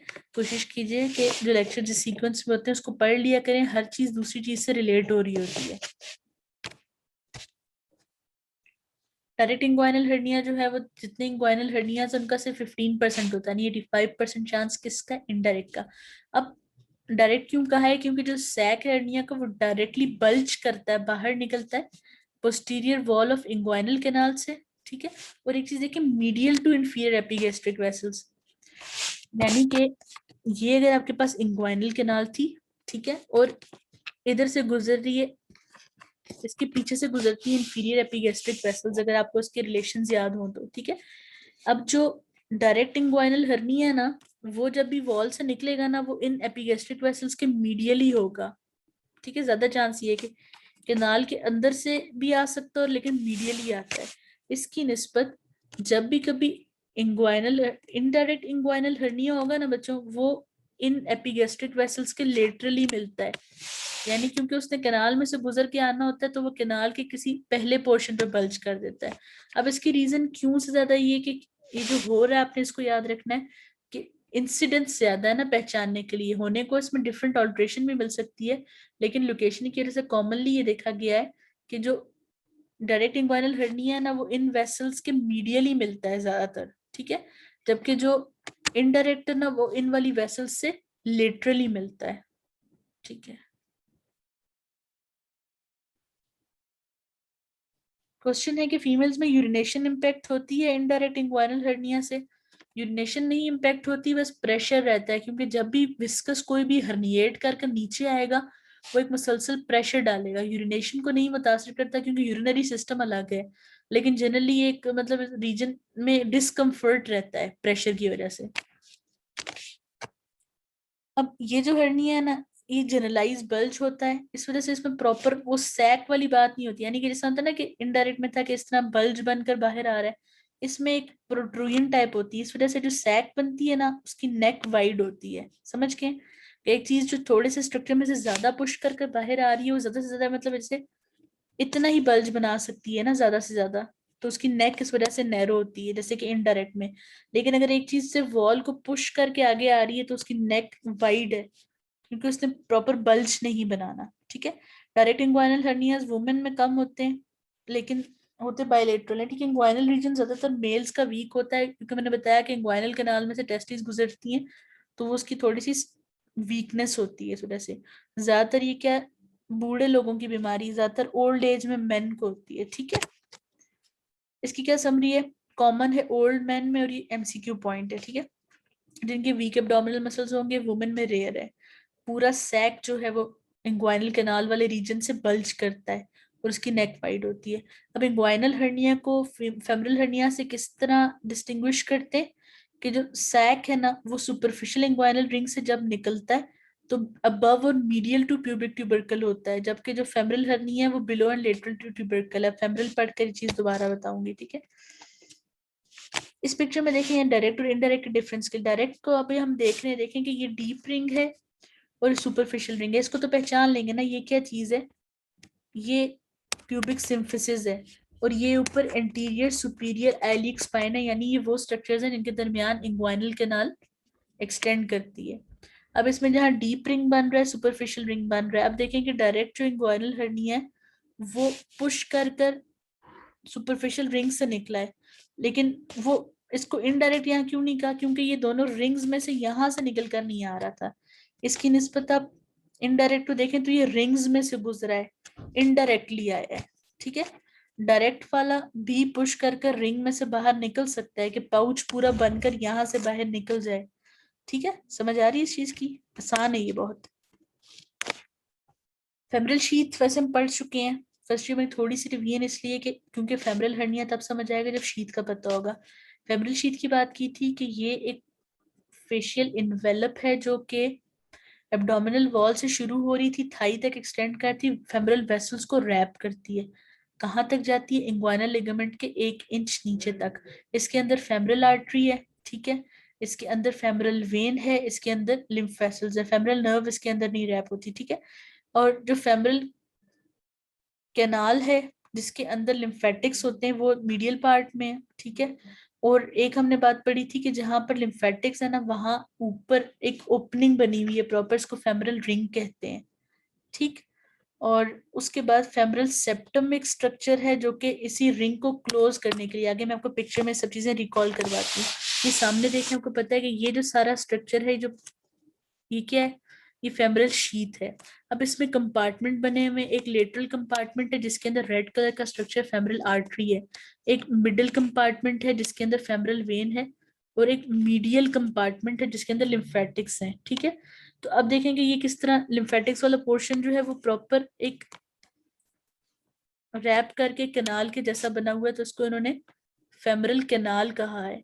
अब इस कैनाल के ऊपर जैसे लिड होती है ना, टिन कैन पाउडर मिल्क होता है उसके ऊपर ढक्कन लगा होता है, इसी तरह का एक ढक्कन लगा हुआ है जिसका नाम है फेमरल रिंग, ठीक है।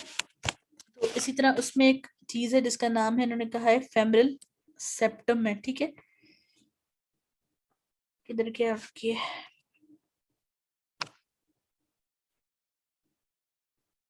फेमरल सेप्टम जो है ये क्या है, एक्स्ट्रा पेरिटोनियल टिश्यू की कंडेंसेशन है जो कि प्लग की तरह फेमरल रिंग के ऊपर मौजूद है, ठीक है। फेमरल रिंग क्या चीज है, ओपनिंग है, जगह बनी हुई है, यानी कि लिड की जो लगाने की जगह है वो फेमरल रिंग कह लें, लिड जो खुद है ना वो फेमरल शीथ है, ठीक है। तो ये स्ट्रक्चर है सारा। अब देखेंगे फेमरल हर्निया कैसे पढ़ना है। फेमरल हर्निया में जो हर्नियल सैक है ना वो फेमरल कैनाल में से डिसेंड कर कर आता है with in the femoral sheath, ठीक है। और फेमरल हर्निया जो है वो वुमेन में ज्यादा कॉमन है, वजह ये कि उनका पेल्विस वाइड होता है ना, तो फेमरल कैनाल उनकी वीक होती है, ठीक है।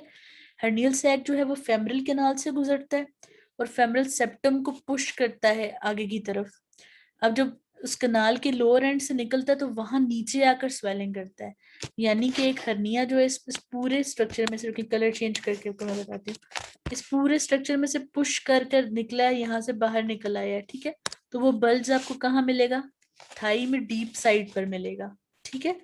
अब देखेंगे ये बल्ज उस बल्ज से नीचे है जो कि ऊपर बनना था, लेकिन अगर मैं आपको पिक्चर ड्रॉ करके दिखाऊंगी, देखिए ये क्या है, प्यूबिक सिम्फिसिस है, ये बोन्स है प्यूबिक, ठीक है। इसके नीचे यहाँ पे हमारी लोअर लिम्स हैं, ठीक है। ऊपर ये वाला जो रीजन है येलो वाला, ये इंग्वाइनल रीजन है। यही वजह है कि कोई भी स्वेलिंग जो कि इंग्वाइनल हर्निया की है वो इस रीजन से ऊपर की तरफ होगी, ठीक है, जबकि ये जो स्वेलिंग है यहाँ से नीचे होगी। तो इसी वजह से कहा जाता है कि प्यूबिक ट्यूबरकल से अबव एंड मीडियल जो है वो इंग्वाइनल हर्नी है, और बिलो और लेटरल जो है वो फेमरल हर्नी है, ठीक है।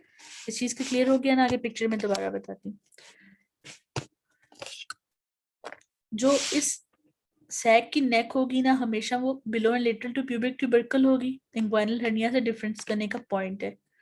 ठीक है, अब क्योंकि यहाँ पर बहुत नैरो जगह होती है, जाहिर एनाटॉमिक स्ट्रक्चर्स है, यहाँ पे आर्टरी है, वेन है, नर्व्स हैं, यहाँ पर लिम्फेटिक्स हैं, इस वजह से जो नेक ऑफ सैक है ना वो एक्सपेंड नहीं करती।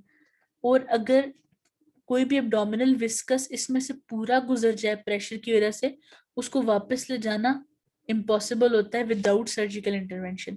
नॉर्मली हर्नियाज में ये होता है ना कि स्मूथ स्ट्रक्चर्स होते हैं ना इंटेस्टाइन, वो सैक के अंदर जाता है, बाहर आ जाता है। ठीक है, प्रेशर की वजह से आप इवन हाथ से दबा कर रिड्यूस कर सकते हो, हाथ से प्रेस करो तो हर्निया अंदर चला जाता है। लेकिन फेमरल के बारे में ये बात कह रहे हैं कि इसकी क्योंकि नेक नैरो होती है काफी, अगर कोई विस्कस जैसे इंटेस्टाइन है वो इसके अंदर से गुजर आई है, तो इसको दोबारा पुश कर कर वापस भेजना बहुत मुश्किल होता है, प्रैक्टिकली इम्पॉसिबल होता है। तो उस कंडीशन में हम इसको कहते हैं इररिड्यूसिबल हर्निया।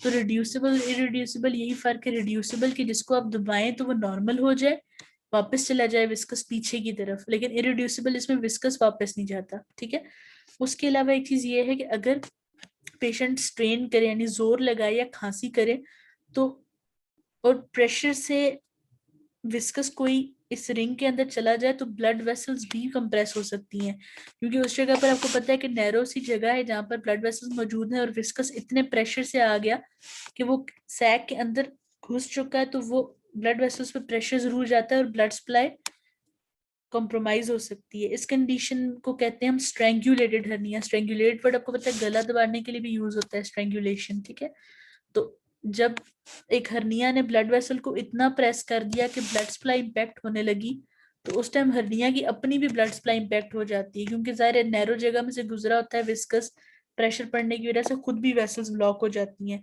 जो हर्निया वाला पोर्शन है ना उसको कहते हैं हम स्ट्रेंगुलेटेड हर्निया। ठीक है, तो अक्सर ये भी होता है कि ये जो पोर्शन हर्निया के सैक में फंस जाए ना वो नेक्रोज हो जाता है अगर ज्यादा टाइम लगा दो, आप इसको रिड्यूस ना करो। लेकिन ये है कि इतना पेनफुल होता है कि आप डेफिनेटली इसको डॉक्टर के पास ले जाते हो और सर्जरी होकर इसको रिड्यूस कर दिया जाता है।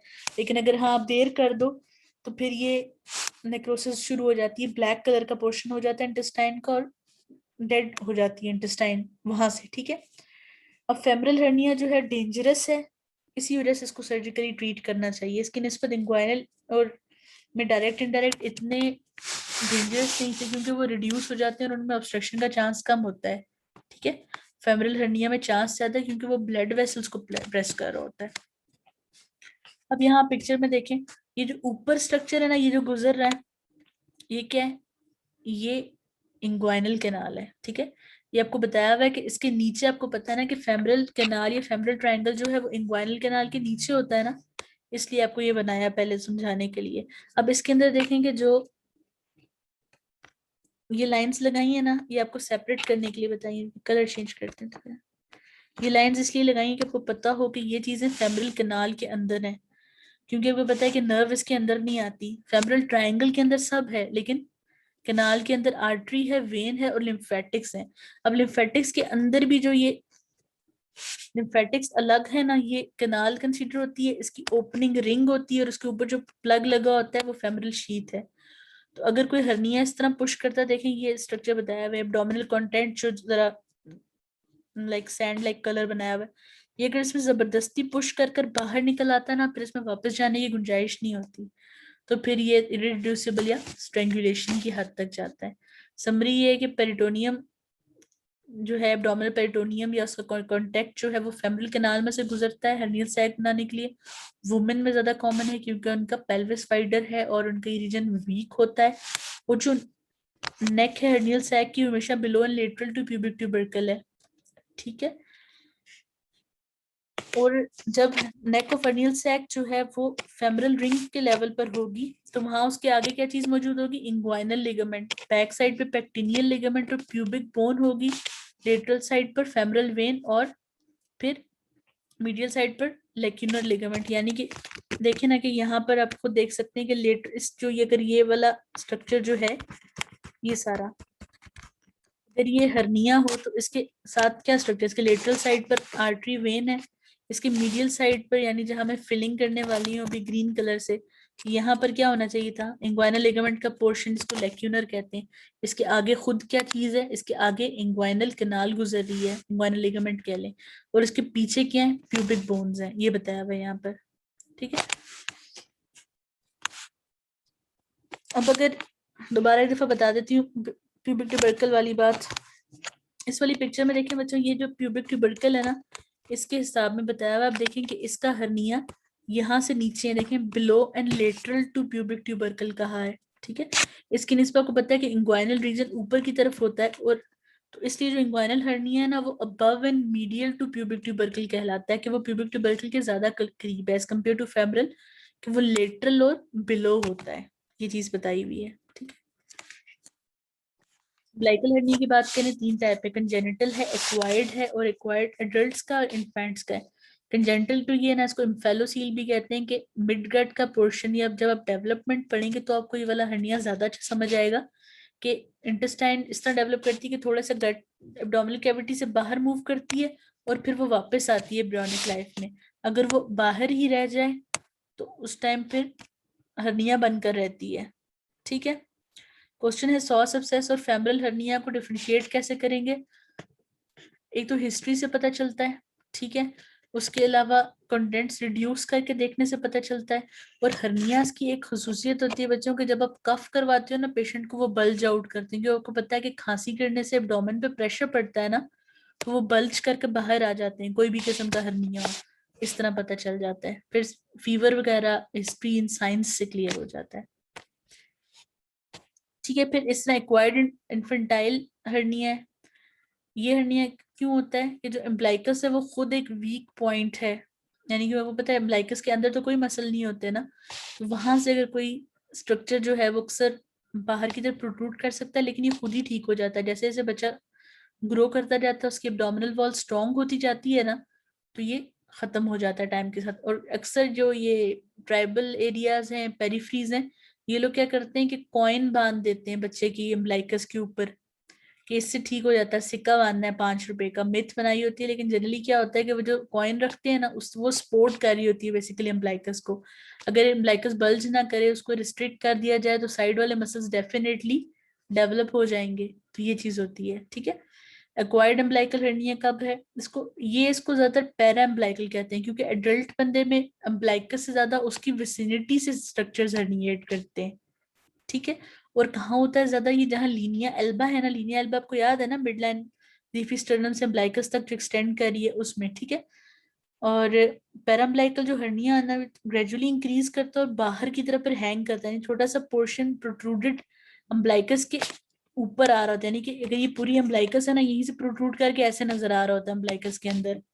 ठीक है, नेक ऑफ सैक नैरो होती है, और इसमें अक्सर इंटेस्टाइन के कॉइल्स भी आ जाते हैं, और ये भी ज्यादा वुमेन में कॉमन है, क्योंकि वुमेन की जरा थोड़ी सी एब्डोमिनल वॉल इस रीजन में वीक होती है। ठीक है, मेल्स की इंग्वाइनल में वीक होती है, वुमेन की इस रीजन में वीक होती है। बच्चे में देखिए ये कौन सा होगा, ये कंजेनिटल हर्निया होगा। ठीक है, congenital umbilical hernia.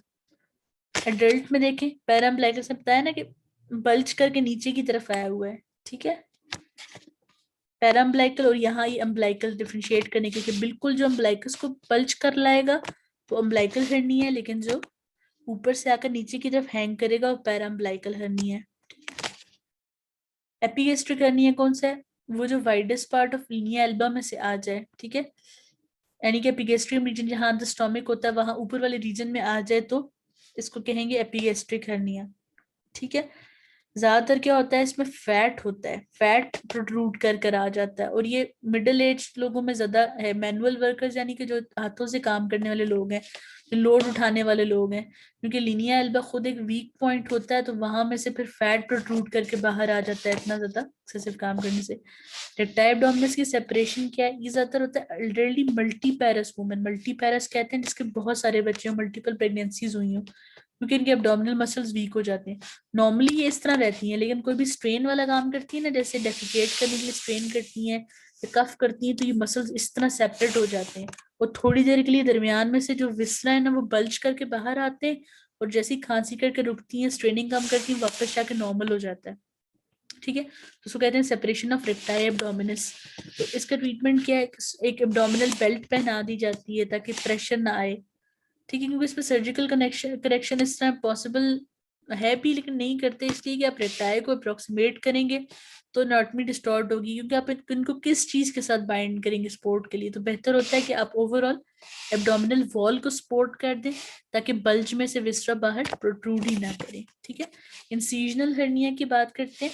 Incisional hernia जो है, इसमें क्या है कि किसी भी पेशेंट को आपने इंसियन दिया था, एब्डोमिनल वॉल के बच्चों एक असूल है कि जब जितनी लेयर्स को पिरस कर कर अंदर जाएंगे ना, आपने हर लेयर को सेपरेटली स्टिच करके बाहर आना होता है, क्योंकि अंदर इतने विसरा है, इसने रिस्पायरेशन के साथ मूव करना है, और ताकि आप इसकी इंटेग्रिटी को डिस्टर्ब ना करें। तो अक्सर ये होता है कि अगर आप इंटेग्रिटी जो है, अच्छा एक क्वेश्चन है, विस्ट्रोप्टोसिस में भी सेपरेशन होती है रेक्टाई एब्डोमिनस की? नहीं बच्चे, वो उनको भी बाहर पुश कर लाता है, ये एक अलग चीज है। अब मस्कुलर वॉल जो है एब्डोमिनल, उसकी इंटेग्रिटी मेंटेन रखना जरूरी है, आपको पता है उसमें प्रेशर भी होता है। तो अगर कोई ऐसी सर्जरी होती है जिसमें आप एडिकेटली स्टिच नहीं करते एब्डोमिनल वॉल को, तो उसमें से विसराज अक्सर प्रोट्रूड करके उस वाले रीजन में से वीकनेस के में बाहर आ जाते हैं। तो उस टाइम बेशक वो जिस भी रीजन में से आए, चाहे पीगेस्ट्रिक में से आए, चाहे पैराम्बलाइकल रीजन से आए, लेकिन हो वहां पर पुरानी इंसियन की हिस्ट्री, तो उस टाइम वो इंसीजनल हर्निया कहलाएगा। अभी आप देखो कि अगर ये यहाँ पर इंसियन ना होता, आप इसको पैराम्बलाइकल कहते। अगर ये थोड़ा सा ऊपर होता तो आप इसको एपिगैस्ट्रिक कहते, लेकिन क्योंकि ये इंसियन में से आ रहा है तो इसको हम इंसीजनल हर्निया कहते हैं। रीजन की वजह से एपिगैस्ट्रिक वगैरह कह सकते हैं, लेकिन इंसियन की क्योंकि हिस्ट्री आ गई तो रीजन ऑब्वियस हो जाती है कि इंसियन गलत है नहीं, या वीकनेस की वजह से आया ये, ठीक है। लीनिया सेमिलिनेरिस वाला स्पाइगेलियन हर्निया क्या, आपको अगर याद हो तो हमने पढ़ा था कि रेक्टस एब्डोमिनस में सेंटर में जो लाइन होती है वो लीनिया एल्बा है, लेकिन जो साइड में लाइन होती है उसको लीनिया सेमिलिनेरिस कहते हैं। तो इसी तरह अगर साइड वाली लाइन में से हर्निया बाहर आ जाए तो उसको लीनिया सेमिलिनेरिस हर्निया या फिर स्पाइगेलियन हर्निया कहते हैं, ठीक है।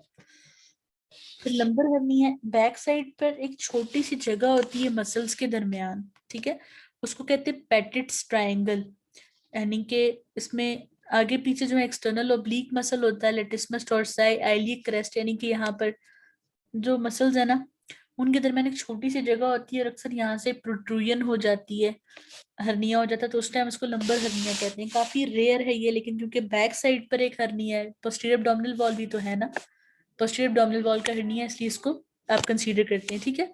और इंटरनल हर्निया की बात करते हैं तो ये होता है कि आपने पढ़ा था ना कि एब्डोमिनल वॉल कैविटी के अंदर पाउचेस होते हैं, रिसेसेस होती हैं, ठीक है, ड्यूडिनल रिसेसेस हैं, सीकल रिसेसेस पड़ी थी, पैराकोलिक गटर्स पड़े थे। तो उनमें भी अक्सर होता है कि इंटेस्टाइन का पोर्शन जाकर, क्योंकि पता है कि स्मॉल इंटेस्टाइन खास तौर पर बहुत मोबाइल है, तो वो वहां पर भी जाकर घुस सकती है, तो वो उस टाइम इंटरनल हर्निया कहलाएगा। तो यही होता है कि देखें कि जैसे इंटेस्टाइन, ये इस केस में देखें ड्यूडिनम की रिसेस में ड्यूडिनम खुद ही जा रही है अपनी जगह पास वाली में, तो ये क्या हो सकता है कि अगर ये फंस जाए यहाँ पर तो स्ट्रेंगुलेट हो सकता है ना, तो इससे कॉन्स्टिपेशन हो सकती है, इससे वॉमिटिंग हो सकती है कि फूड कंटेंट आगे मूव नहीं करेगा, इससे पेन होता है बहुत ज्यादा, ठीक है। इंटेस्टाइनल ऑब्स्ट्रक्शन के कुछ साइंस होते हैं, सर्जरी में आप लोग पढ़ेंगे, जैसे कि जो फ्लेटस पास ना होना, स्टूल पास ना होना, वॉमिटिंग होना, पेन एब्डोमेन, डिस्टेंशन होना एब्डोमेन में, ये सब चीजें, तो इस तरह के साइंस आ सकते हैं। तो फिर आप उसमें फिर क्या करते हो, अल्ट्रासाउंड से पता चल जाता है और इसको सर्जिकली करेक्ट करते हो फिर, तो इसको कहते हैं इंटरनल हर्निया, ठीक है। फिलहाल इतना काफी है, बाकी हम इसको नेक्स्ट में डिस्कस करेंगे। तो मुझे बताएंगे अगर आपको कोई क्वेश्चन है तो।